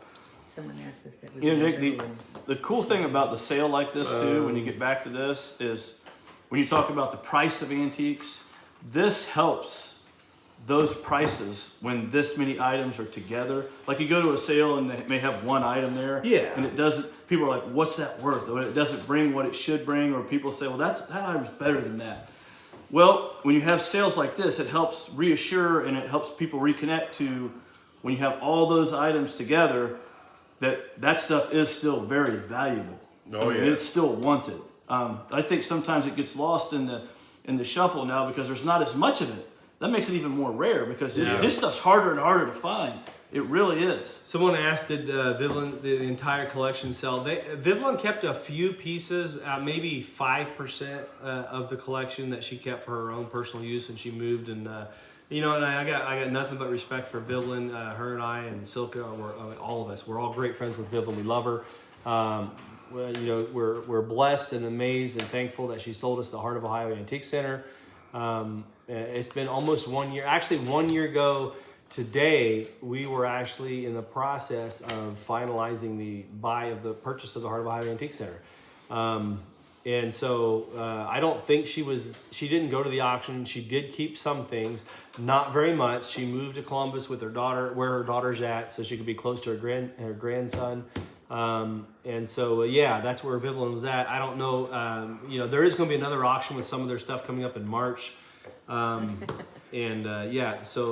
that's the story of where they're at that I know of so far. Someone said they'll take that coffee and a cookie too. They'll take that coffee and a cookie too. All right, I love it. I love it. The cookies are good, though. I ain't gonna lie. Oh, especially the macadamia ones. The Mojo Cafe. Paula, all right, Paula, I love it, Paula. Well, Paula, we look forward to meeting you. You know, it's so great. I am thankful that we started the YouTube stuff. You know, like when Jocelyn said, Jacob, you need to get a YouTube channel put together. You guys got a lot of stuff going on here. It'll be good for people. It'll be good for you guys, and you'll connect to people you've never connected to. Mm-hmm. I was like, I don't even have a YouTube app on my phone. And she actually said, well, let's get a YouTube app together. And then she called me when she left out of here, Crazy Lamp Lady. She called me, she left on like a Tuesday or Wednesday. She called me and said, hey, you have 2 days to get a YouTube put together, and then I'm going to share your site on my channel. So I'm grateful to Jocelyn for doing that. It was crazy, and so that's kind of how we got started. And now we're just trying to just share our lives. And one thing that I remember several YouTubers now that I've talked to have all told me is they wish they didn't put up stuff they weren't. I don't know how to say it the right way. They wish they would just be posting things that they don't mind sharing. Where they don't have to pretend to be one way or pretend to be another, or only post one thing or another. And so I was told this by several YouTubers: when you decide that you're going to start posting on YouTube, just post what you want. And so when we were in Europe, I thought, you know what? I'm just going to post my life. Yeah, I do a lot of crazy things. I'm in a lot of interesting situations. Matter of fact, Dad, I even made a comment back to a gentleman or a lady earlier that posted something that, do you remember how much money you gave me when you started getting me buying and selling antiques? $20. $20 Dad gave me. He said, you want to do this? Here's $20. And that's what I started with. Like, that's everything I own. That's what I give Lucas too. That gave Lucas the same thing. I was like, he said, if you want to do it, here's $20. That's all you need. And so when we're out here and we're showing what we're doing, guys, I'm just telling you, like, you know what? It's inspiring. It is inspiring because in this industry, there is no limit to what you can do. Bruce was the same way. Bruce's collection just sold. I know they sold. This was a 2-day auction that brought well over $1 million. Bruce told me that he was in Vietnam, drafted, buying antiques, sending them back through the military. I remember him telling me stories about that, and I've been that way my whole life. I just like, there's no end to what you can buy and sell. I'm going to do this. And that's how I've taken approach. And Dad gave me $20. That's how I started. My first item I bought was a lamp with that $20. And I got made fun of. You made fun of me. Jimmy was like, what'd you buy that for? It's broke. Yeah. I was like, well, I don't know. It looked like a good deal. It looked like a good deal. And I'm making fun of him, but yet I think Dad may have gave me $20 as well. I think I bought a box full of pots and pans I was going to resell. But I was taking another path at the time. So that's how I got started, and I want to encourage everybody out there. You know what? I don't care where you are in life. If you want to buy and sell stuff, educate yourself. Buy and sell stuff you like. You can do it. I've done it. I take that $20 and I bought and sold. I've skipped school. Mom and I. How many house calls did I skip school? Middle school and high school both. Don't tell anybody. She even said, Jacob, you're calling in sick today because we're going on a house call. You're going to buy some antiques. And I'm like, let's go. Like, I would rather do that than go to school. And so, we would skip school and buy antiques. If kids are watching, stay in school. Go to high school. You didn't hear that from this channel. I didn't tell you to stop. I didn't tell you to drop out of school. No, he did not say that. Yeah, I did not say that. But what was funny is our principal at the time, Jack Poor, I told him, like, Mr. Poor, I'm skipping school. He said, what are you going to do? I'm buying antiques. He laughed. He said, I know. He said, but I can't give you an excuse. I said, I'm just telling you so I don't get in trouble. He said, you're not in trouble, but I can't give you a full excuse. So we would skip school, and Mom and I would go buying antiques together. That's just all I've done my whole life. And so now Jocelyn inspired me just to share what you're doing. She said, just share what you're doing in life. And so when I'm posting stuff from wherever I'm at, anywhere in the world, or anywhere in the country, or any house, and it doesn't matter if we go on a house call where we buy $50 worth of stuff or we buy $50,000 worth of stuff, I'm just sharing what we're doing. Not so many years ago, Jacob, you couldn't share this with anyone. Nah, it's No, all, I mean, just all it's crazy. a short time ago. You're doing Yeah. stuff, and people are wanting to be educated. They're wanting to know how to do things. They're wanting to know how do I get involved in this, but they don't know because there's no way to. Well, Jimmy, to tell think them. about it. When we were buying and selling, when we were young, Yeah. you had to get a book out, and you had to guess on what percentage of the value that this book said this item's worth Is going to bring. is what it's going to bring. I still have them stacked up. We had stacks of books. Stacks of now, books in my now garage. you can get the Google app out and you take a picture. And like if you want to get in this business, download the Google app and go and take a picture of an item. If you're seeing that item on there for $50, $80, $100 all over the place, and you can buy it for $5, it's probably a good buy. I'll never forget the probably first gonna time. make some money Yeah, on the it. first time I had my phone with me, and I was at a place, and there was something for sale, and I thought, oh my gosh, I could take a picture of that and send it to my brother, and he's gonna tell me what it's worth. Yeah. That was amazing to me. Like, we couldn't do that before. You guys would send me stuff. You would say, "Hey, Yeah. Jacob, I'm at a yard sale. What can you get out of this?" And they'd send it to me. I'll give you $20 for it. And you're like, "Well, it's $2." I said, "Well, then buy it." I mean, And he'd give me $20 for it. I'll give you Even though he $20. knew I gave $2 for it. Yeah, I I mean, don't he's care. always been fair. That's the great thing too. yeah. That is honestly the awesome thing. He's always like the antique thing wasn't my thing, but I've always enjoyed it. I've loved doing it. Like in the summertime in college, that's how I got back and forth from school. I would go Remember to, that high boy you bought? yeah, I bought a high boy at a yard sale. Took a couple drawers out of it so someone else wouldn't get it. Went back to get it later, and the guy was a little upset. But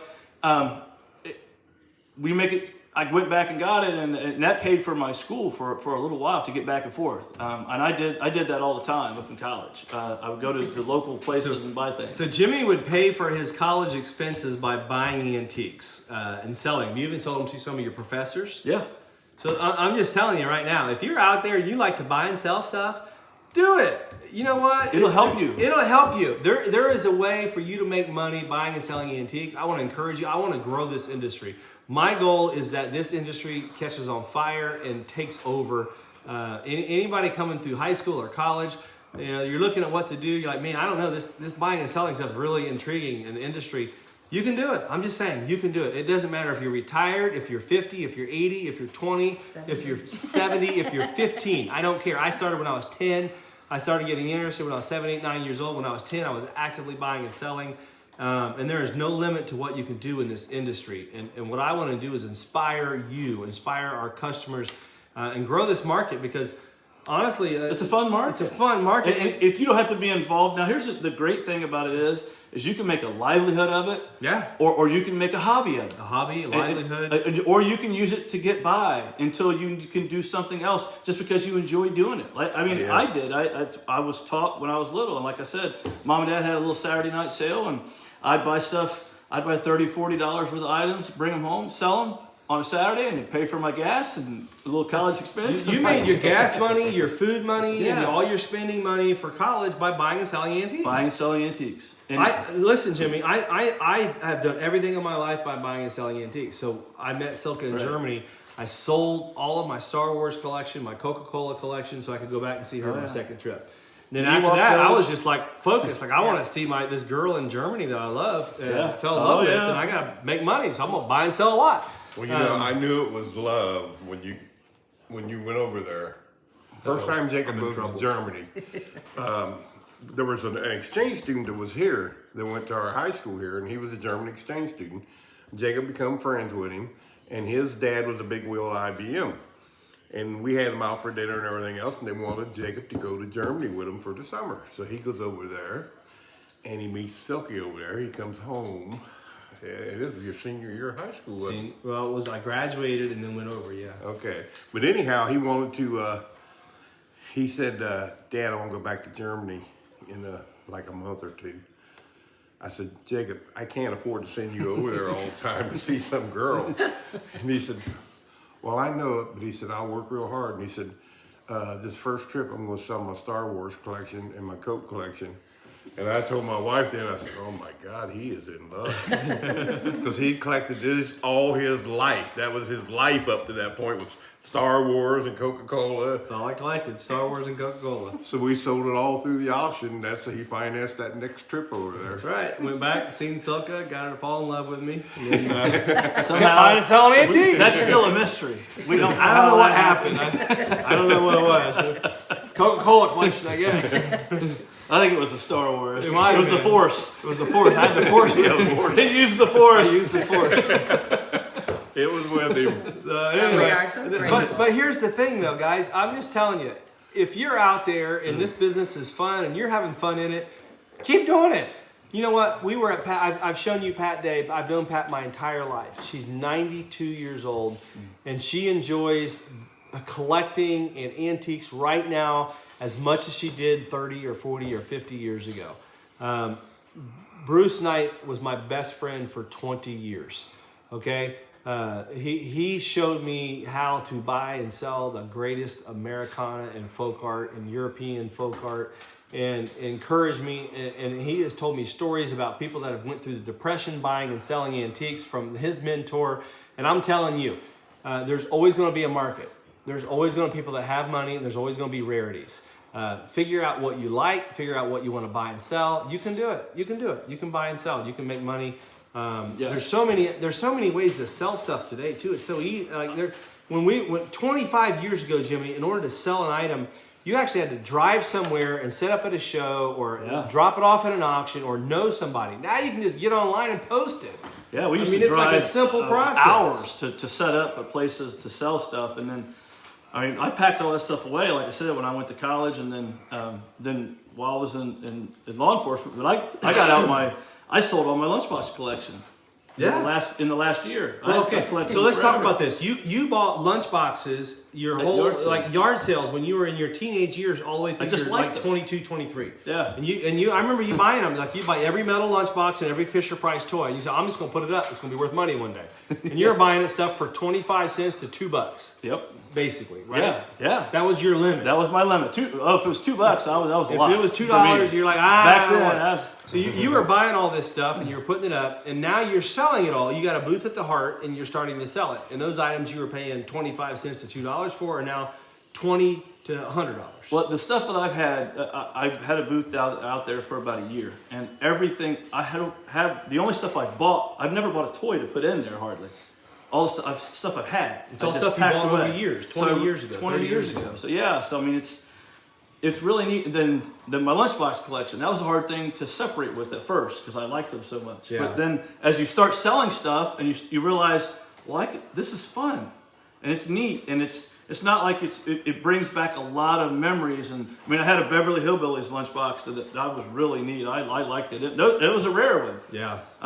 But I put it out there and sold it, and I sold it for a really good price for someone else to make money. And honestly, that's what I try to do when I sell things. I try to leave a lot of room for someone else to come and say, hey, that's a good buy on that item. I think I can make some money on that. And that's what I try to do, and stuff turns it over really fast. Yeah, it keeps it moving. Keeps it moving. Someone asked about my Coca-Cola collection. So when I first started buying and selling stuff, I'm fascinated by Coca-Cola advertising and the stuff how they marketed.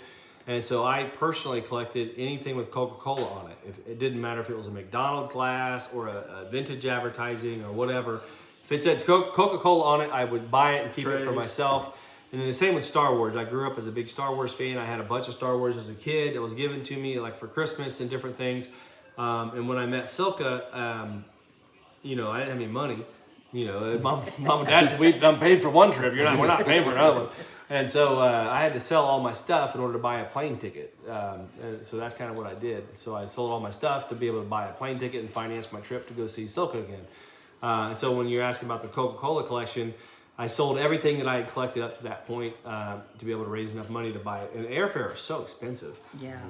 I wish I had back all the Millennium Falcons and X-1 fighters that the we Star destroyed Wars. in the fights at Star Wars when we were kids, we would sure tear them up. That's for sure. Jacob, the BB gun. when he put his Millennium Falcon, Oh yeah. Put it up for auction. I said, I'm oh selling my it. God, that boy is in love. I'm in love. So yeah, so I sold everything that was my pride, all but one item. I kept All his Christmas gifts. I kept that Every table year over at there. Christmas, he wanted Star Wars stuff. Always wanted Star Wars. But yeah, that's what. So when you're asking about Coca-Cola items, literally, I don't know. I probably had 100 Coca-Cola items that I had sold. It didn't matter what it was. If it said Coca-Cola on it, I would buy it. And I think a lot of people, that's how you start collecting. Is Something you like. you kind of find something. Oh, that's interesting. I want to start collecting this Coca-Cola stuff. And then you start collecting the stuff that you see and you find, and then you start finding out that, oh well, this one here I can find everywhere for $2 or $3, so I don't really want any more of those. I've got like 10 of them already, and so I want to try and find something I can't find. Once you find that thing you can't find, then you want to get rid of a few of those. And that's kind of the advancement of collecting, how it happens. Most people start that when they're, well, not everybody. A lot of people can start that when they're young. Most of the time I've found, as I've done so many interviews with dealers now about how did you start collecting. Most antiquers started collecting when they were kids. They started collecting something, whether it was a Coca-Cola item or a jar or a marble or a toy. They started collecting, and then that drove them into something else. And I remember I took a class from Harry Rinker. This is when I was like 16 or something. I remember him telling me this. He said most people start buying and collecting when they're in their late 40s, early 50s, and they sell when they're in their late 60s, mid to late 60s. That's when they have the most money. And that's when they can actually afford to buy the things that they understood when they were kids, like the nostalgia. So when you're a kid and you're growing up, you see all this stuff, and then when you get a little bit older, and you're 35, 40, 45, 50, you think, oh yeah, I got a little bit of money now, I'd like to buy that thing when I was a kid, because it brings back a memory. And so that memory is associated with the item, and that drives most collecting, is what I found.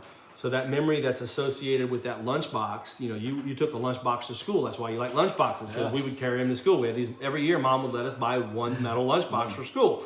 So and when you get older, you're like, man, I remember Mom used to let me buy that lunchbox. And so now I'm 48 years old. Well, I want to buy that lunchbox I had when I was a kid. And so therefore, the lunchbox market right now is going up in price because everybody in my generation can afford to buy them. And what do we want to buy? We want to buy the ones that we had. We want to buy them in the best condition. And so that's why that market's going up. And Harry Rinker told me that, 30 years ago, whatever it was, when I was a teenager. Was it? The school was in Pennsylvania. It was in Pittsburgh. Pittsburgh? Yeah. Okay, I sent Jacob to Pittsburgh, and I had to send your older brother with you because he was a minor. I couldn't drive. I didn't Jason have a had to license. go with him. Yeah, I was 15. I And think, we or already 16. had a Florida trip planned, so we couldn't go. But we sent him, we sent Jason along with him. And Harry Rinker, he loved Jacob. Jason told me, he said, Dad, Harry Rinker was so impressed with Jacob. And he said at one time, but I never will forget this, at one time, you might have been the one to ask this question. There's, 40, 50 of you in the class? Yeah, it was a good sized class. But Harry Rinker, somebody said, at what age do people collect antiques? And Harry Rinker said, well, this is kind of a beginner class for antique people. He said, who all in here is 40 years old or over? Or older, 40 or older. Every hand went up except for two people. And he said, how old are you, young lady? And she was 28, and Jacob was 17. You guys were the two youngest ones in the class. And that kind of really told the story on where you're at. Well, and that's the thing, is most people start collecting when they're old. But it makes sense though. When you're young, you got to buy a house. You got to establish your family. You got to raise your kids. You got to do all these other things, and you need to. That's important, and it's more important than collecting stuff. But when you get a little bit older, your kids are graduated. You got a little bit of money. Your house is paid for. Now all of a sudden, you can afford to buy other stuff, and that's when most people get into collecting, and you start getting interested in an item. Even knives. Like talk about knives. A lot of people like knives, and so I bought a knife. I bought a knife collection today, and I know Jimmy likes knives, so knives came to my mind. Okay, so let's talk about knives for a second. So you get in there, and you're 40-something years old. Now you can afford to buy a knife. So you buy this cool Did you Winchester see Kim is case. watching? She Kim. said, "What about when you put gas in the truck instead of diesel?" Oh, Kim, you're killing me! You're killing me. Okay, Kim's watching. I didn't know Kim was watching. Silka just told me this comment. What did she act? So Kim. She said, Now, hold "What on. about when Kim. you put Kim. gas Kim. on This is Kim. Now Kim worked for us for 20 years. Silka. She went to Germany with long us. time. She's went to Yeah. Germany with us several times, and she's asking this question. This is one of my ex-employees. She retired. The most incredible person you ever want to meet is Kim. And a lot of you guys, if you know our business, you know Kim because you've dealt with her over the years. So, what was the question she asked? Do you remember when you put gas in the truck instead of diesel? Do you remember when you put gas in this truck instead of diesel? Yes, I do remember this. Okay, so I'm going to tell you We were another with story. Bruce and This is a Nicola. European trip story talking about breakdowns. There's a This is breakdown. bad. Okay, so we're driving. This is what We're in 11 the o'clock Black at night. Forest, We're in middle of the the night. Black Forest, coming back from France. Right? Us and Bruce and Evelyn, two different We were on the days. edge of France and Germany border. Yeah, we're buying coming some back. antiques. We're coming back. We're with Bruce and Villa Knight. We're driving back towards my mom and Two Dad's different house vehicles. through the Black They're Forest. following us, or we're following them. I don't remember which it was, and we're going back to Silka's parents' house, and they're staying with us there. So we had to stop and get gas. we And were I at had a the diesel bottom of vehicle. the mountain. I didn't realize I had a diesel vehicle. It was all in German. I I'm think tired. You realized you were I just knew I had a tired. diesel. I was just tired. It said benzene, and my mind wasn't working right, and so I just filled the truck up. And we go up the Black Forest. We're going up all the way to the top. You know, this one side of the Black Forest, and then you cross and you go down the other side. Well, on the way up, my truck started like sputtering. Boom, boom, boom, boom. And then we get to the top of the, like literally all the way up. I'm thinking, oh, this thing's going to die. It's going to die. It's going to die. And then we get to the very top, and it dies. And we literally, I get it now. The Lord was taking care of me. We coast dead. The vehicle is dead, and we coast into a gas station. Literally, the vehicle died, and we coast in. And when it died, I thought, what did I put in this tank? Did I put gas or diesel in this tank? And we stopped. I got out my receipt, and I looked, and I said, it says benzene. And Silka says, that doesn't mean diesel. I'm like, what is diesel in German? She goes, diesel. I'm like, oh, jeez. I put the wrong stuff in the tank. And she's all like mad at me. So we call her dad, and her dad's trying to tell us, well, here's what you can do. So Bruce and I end up walking into the gas station. We buy some gas tanks, some like, you know, your 5-gallon tanks, and we buy a hose. The guy in there, it was a gas station / service station. It was late at night, 11 o'clock, so there was nothing open. So we buy all their gas cans, and we're siphoning out gas. We put the hose in the tank, and we're sitting there sucking on it. I didn't have the hose all the way in the tank, and so I'm just sucking in fumes, and I'm starting to puke. Bruce says, give me that. And he goes, you don't even have it in the gas tank all the way. So he shoves it down in there, and he gets it coming out. It goes in his mouth and spews out. And then we fill up all of these tanks. This is 11:30, 12 o'clock at night. Late at night. So we got I don't know how many tanks of gas cans that are mixed with gas and diesel, broke down, and then we get in the car and we fill it back up with diesel. We get in the car and we go to start it. It doesn't start. Try it again. It doesn't start. Try it again. It doesn't start. So finally the guy inside, he takes all of our tanks. And he's like, he feels sorry for us at this point. So the owner of the company comes out, and he's an older guy. You can tell, like, this guy is like dad's generation. They just know everything. He comes out and he says, get in, scoot over. So Silk and I and him are all three in the front of a Ford, a Sprinter or a Ford Transit. And he turns back around, and we push All the way down the we hill. pushed this thing to get going back down the hill again. So we just went up the entire Black Forest for I don't know how many miles it took to get to the top. And we pushed this thing to start going downhill. Once we got going downhill, he just cranks the engine the entire time. All the way over and over and over and over and over again. And finally, by the time we get to the bottom, literally with 100 yards from being at the bottom, it kicks on and starts running. Smoke's coming everywhere. And he gets the thing running, and we drive back around. He drives all the way back 2 or 3 miles, whatever it is, all the way back up to his gas station and gets out. And then the car starts running. It's still rough. It ran rough for until the tank was empty and we refilled it with new diesel. And we stopped every quarter tank and was putting fresh diesel in it, just trying to keep the mix going. But it finally got good again. And that was in the Black Forest at midnight with Bruce and Vivlin and Silk and I. I burped diesel for about 2 days. And Bruce did too. The next morning at breakfast, we ate, and I would burp diesel. I was full of diesel. It was crazy. I forgot about that one. You're right, Kim. That was a good story I'd forgotten about, Kim. You know that, Jay, you're talking about memories and toys and items. We went to Michigan, we were on a trip up there, and I bought. I didn't realize that Joe and Kim were with us on that trip. I did not realize They that. were, and they didn't go with us driving that night. They weren't with us But that night.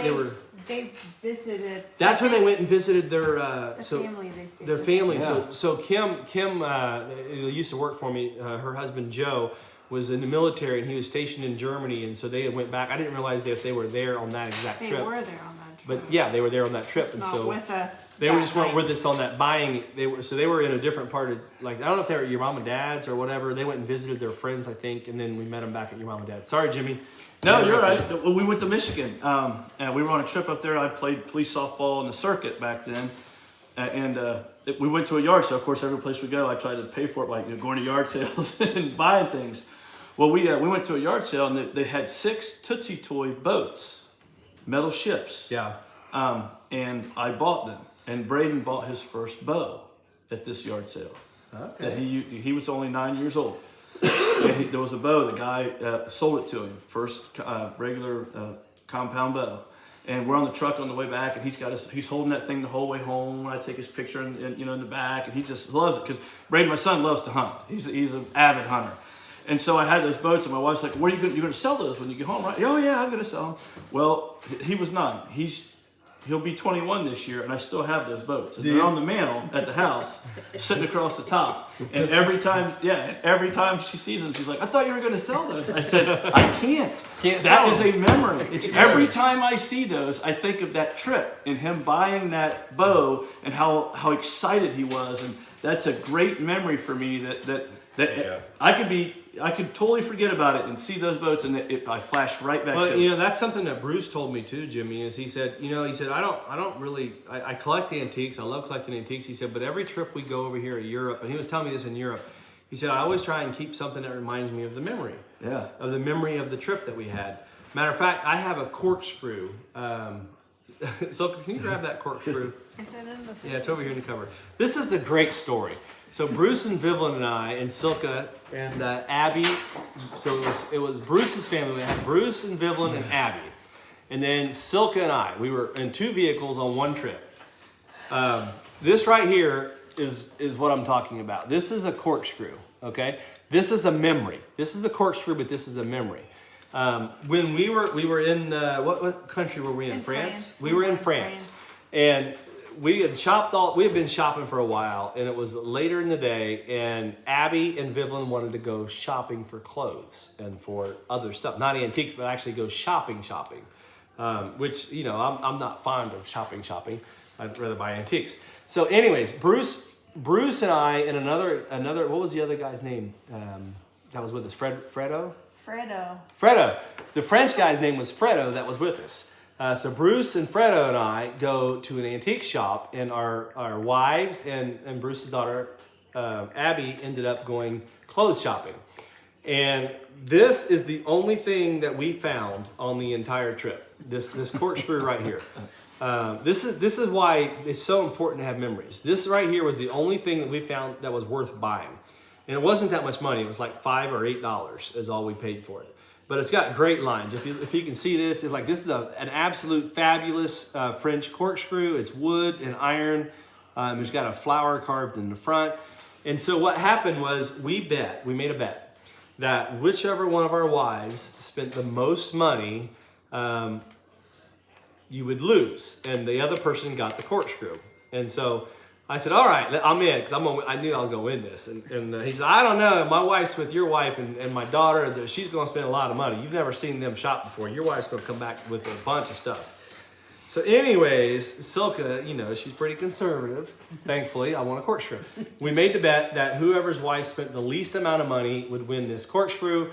And I still have the corkscrew. I could not sell this when I sold our collection because of that memory. So when you talk about memories and you talk about buying and selling, I mean, you're creating memories. And so why do I keep stuff now? I don't collect. I collect memories. I've said that before. When we sold all of our collection years and years ago, our house was empty. We had every wall in here full of great folk art, Americana country items, and percussion rifles, Tiger Maple rifles, and Black Forest, and just the folkiest stuff, just like what this stuff right here was the stuff that we collected.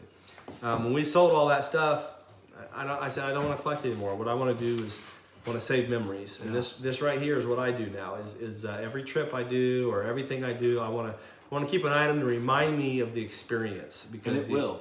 It's amazing how it does, but it will does. 100. Like you just told that whole story, and From if- that. from the memory, From the yes, memory. from that piece, and it's when amazing. when I look at this, Whatever. Jimmy, I don't see a corkscrew. No. What I see is The whole- I see the is whole that trip. whole story. And not only that, there's so many more details. Like I can tell you about the pastries that we ate on Yeah. that trip. I can tell you so many more things.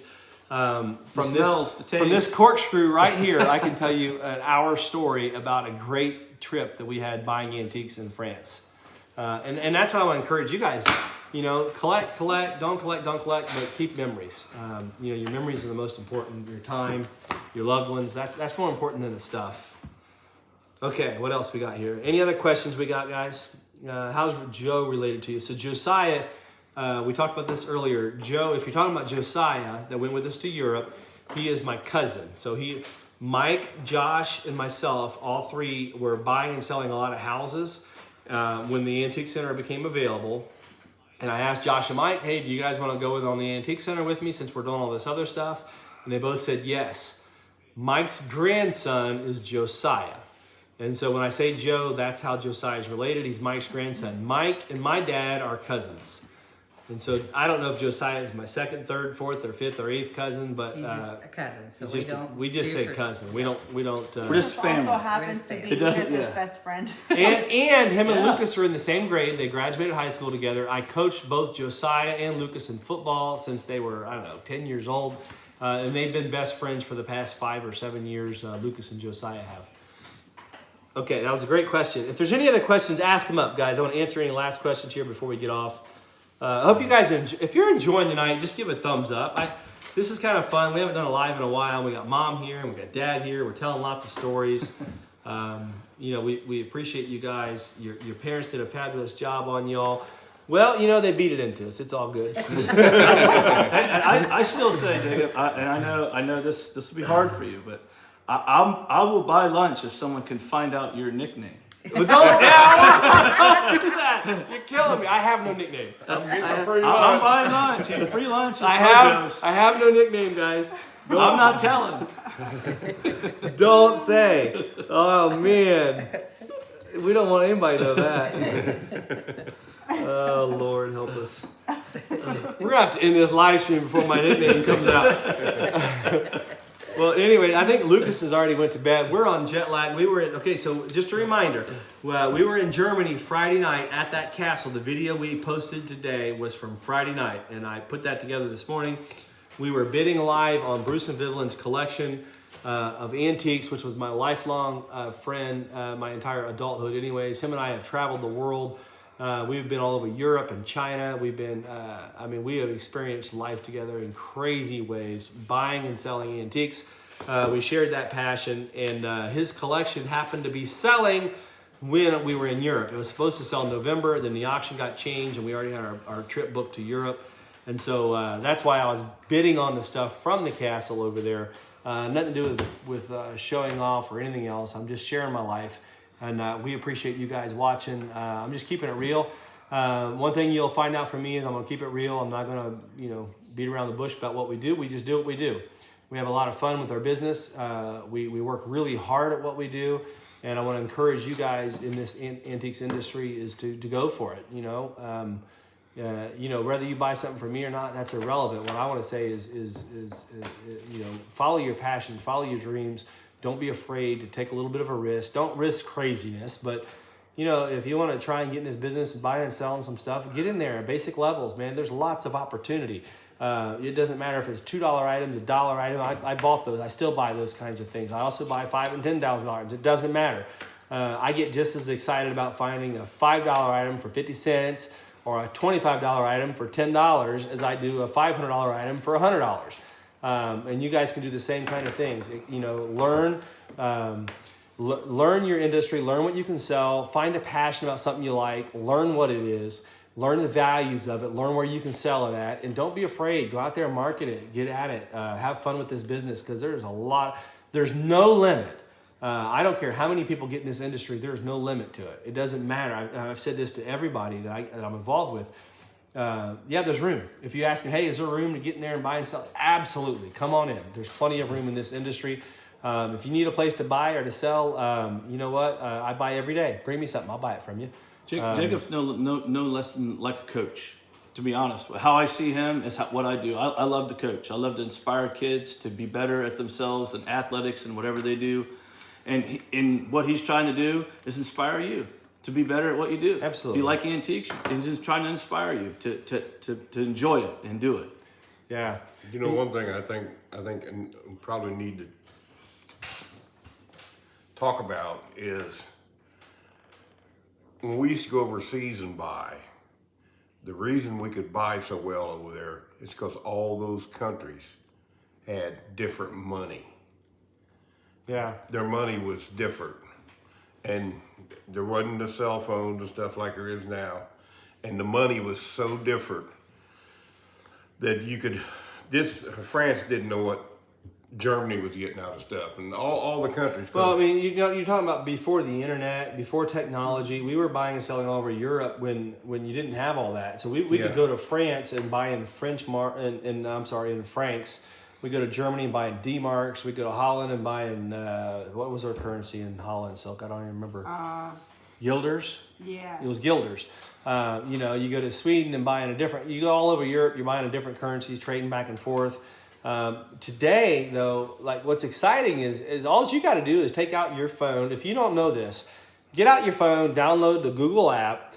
On that Google app, you can take a picture of any item in the world, and you're going to find examples similar to what that item is. Now, that's not going to show you everything. I'm not saying that you can rely on that 100%. What I'm saying is technology today, the opportunity to buy and sell with today's technology is 1,000 times greater, maybe more than that, maybe 10,000 times greater than 30 years ago.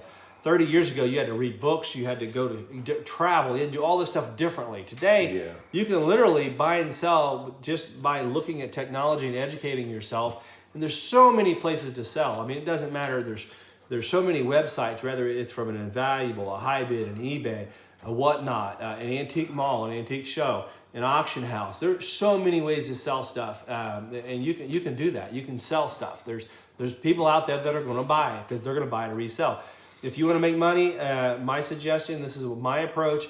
I am a wholesaler. I understand where I'm at. If something's worth $100, I want to sell it to you for 50 to 60, and I want to buy it for 30 to 40. I want to make a little bit of money, and I want to flip a lot of volume. That's my approach to this business. That's how I've always approached this business. Buy and selling with a small margin. Try and pay more than anybody and try and sell less than anybody. And that's my approach to this industry. And we were able to turn millions of dollars a year by doing that. But I'm just telling you, we started with, I started this business with $20. I've worked my butt off over the years. We all have. And you can do the same thing. I want to encourage you to do that. So blessings to you guys. I hope you have enjoyed today. It's a lot of stories, a lot of craziness. I'm still on jet lag, so maybe tomorrow I'll look at this live stream and say, why did I do that? What did I do last I have night? no idea. But guys, we just want to say this. Most important thing is your family, your loved ones. Yes. Keep your faith, keep your family. Everything else will fall in place. Passions Happy New and Year. priorities. Pursue them. Happy New Year to you. There's a lot of comments that came in. I better check one more time before I get off here. Almost Paradise, thank you. We appreciate your comments coming back. There's nothing other than our Lord and Savior.